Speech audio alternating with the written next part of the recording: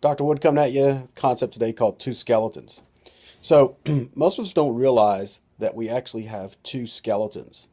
So the one skeleton we have is we think of our head, our neck, our mid back, and our lower back, and our pelvis is one skeleton.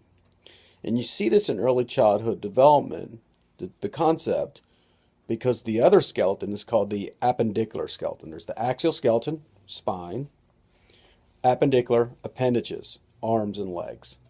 Okay. Now, this is a really important concept to understand because how stress affects our body, you'll see how blood flows in different directions and sort of how the spine works and how the core works, and it's all kind of important information. The reason why it's important is because when we're working with patients or we're working with ourselves, we're trying to figure out what's going on, is you're going to find out a lot of times the skeleton systems are all messed up and one skeleton system is doing something else it shouldn't to make up for something else that isn't working. So when we're first born, we can't use our arms or legs yet. We can't lift ourselves up. We are not walking. We're not crawling. We're not doing anything. So what happens is during that time, as we're laying on the floor and our back and our stomach begin to roll over, the floor itself, we have sensors on our body, on our skin, that sends signals to the brain of how that spine could be nice and straight as we turn and roll over. We get our breathing down, our breathing and movement is connected, and then we're going to do good. So a lot of people have pain, they're not breathing or breathing in a stressful state. They really can't talk and they're moving.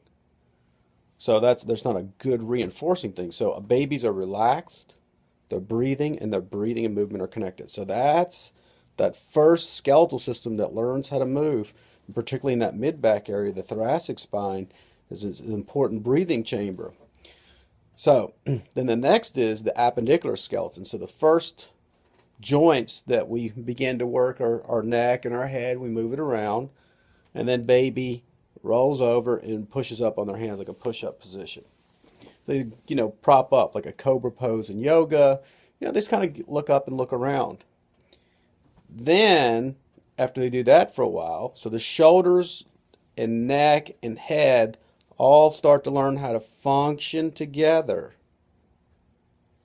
bringing in the appendicular skeleton to the spine or the axial skeleton. So they start to learn how to play together.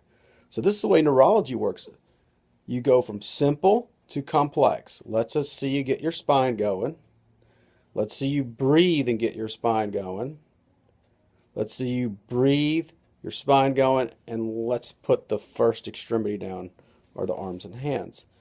And can you connect that together?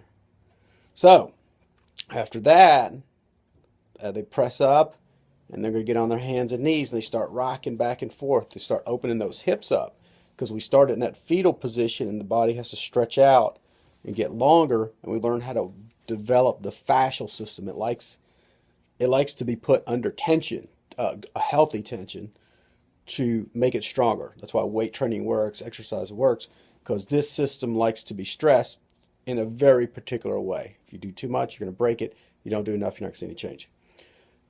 So when people have shoulder problems or hip problems, you're going to find out that they've lost the stabilization and balance in the spine, and they're using their extremities to hang on. So the arms and legs are designed to move, and now you don't have the supporting spine. So now what happens is the shoulder gets stiff, and when the shoulder is also designed to move, so the muscles need to get long. So you have it shortening and lengthening at the same time. That's where you get the tears of those rotator cuffs.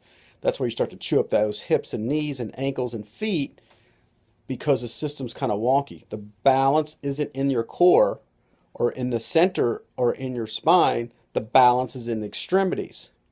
So if you lose your balance, you'll notice that your arm will go up like this and your leg will kick out to the side. The brain uses the extremity to stiffen to regain balance. So you see some of this start to happen at an early age. And if people don't address it, what happens by the time they're 50, 60, 70 years old, When they get to be 70 years old, their legs are really stiff. They can't pick their feet up off the ground. It's hard for them to walk and move. And boy, grandma, grandpa's exhausted from taking 5 steps because their legs are so stiff and they're trying to move, stabilize the spine, and go at the same time. There's no balance in the spine. You look at their posture, they're caved over. So the system's all messed up. I just want to cover the concepts so you can understand there's two skeletal systems. They play together a little bit because you can use some of this information later when I cover some other concepts. Thanks a lot and have a great day.